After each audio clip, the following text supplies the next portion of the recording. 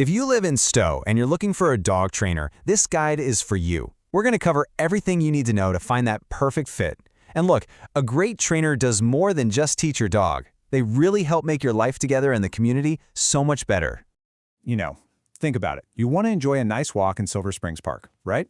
Or maybe check out the farmer's market. Having a well-behaved dog with you just makes all of Stow's best spots even better.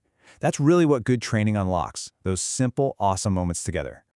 All right, so how do we get there? First, we'll talk about a trainer's philosophy and their credentials. Then we'll get into the different program formats you can choose from. After that, we'll look at what training usually costs here in Stow.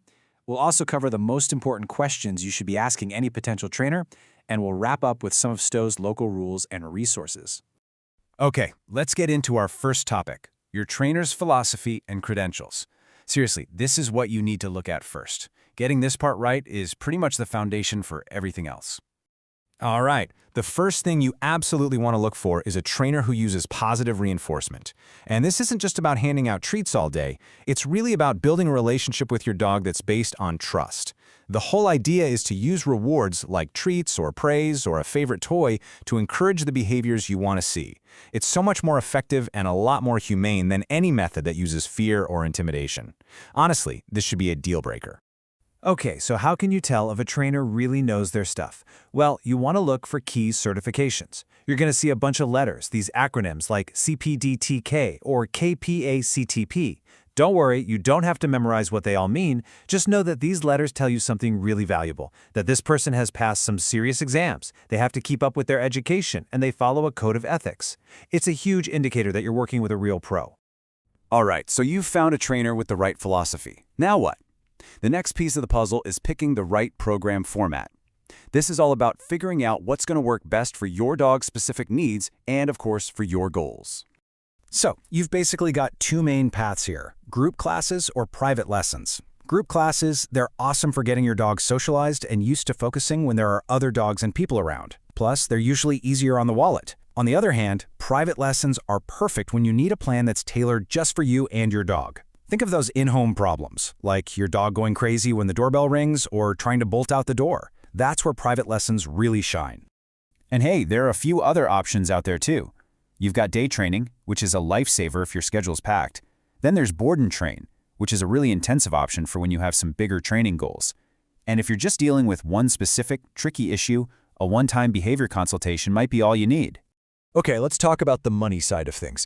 What should you actually expect to budget for dog training here in Stow? Let's take a look. So this chart gives you a pretty good snapshot of the average costs in Stow and around Summit County. As you can see, a 6-week group class is probably going to be somewhere between $150 and $280, but if you're looking at something like a 2-week board and train, well, that's a much bigger investment. Hopefully, this gives you a solid baseline to start planning your budget. So now you've got a handle on the methods and the costs. You're ready to start making some calls. To help you out, here's a little checklist of questions for that first conversation. You can pretty much think of this as your interview guide.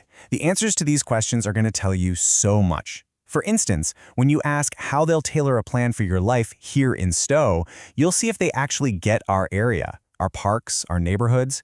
And this one is huge. If you're dealing with bigger behavior issues, asking if they'll coordinate with your vet. A yes to that is a major sign you're talking to a true professional. Oh, and don't forget to ask about homework. What you do between sessions is just as important. All right, once the training starts, the real work begins, taking those new skills out into the real world.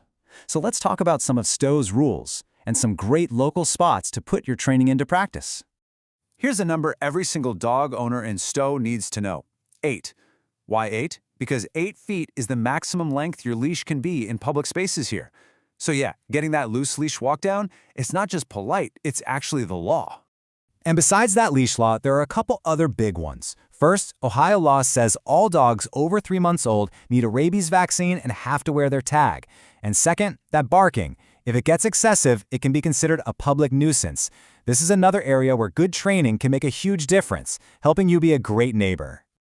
So where can you go to work on all this stuff? Well, Stow has some really great spots. Silver Springs Park, with its paved trails, is just perfect for practicing leash skills. If you need to work on recall, the Stow Community Dog Park is fenced in, so it's a super safe place to do that. And if you want to practice with some natural distractions, you can't beat the trails in the Summit Metro parks, like over at Monroe Falls. So after all that, what does this really boil down to for you and your dog? It means that picking the right trainer is really the first step toward having a more confident dog and just enjoying your life together so much more. Best of luck on your training journey.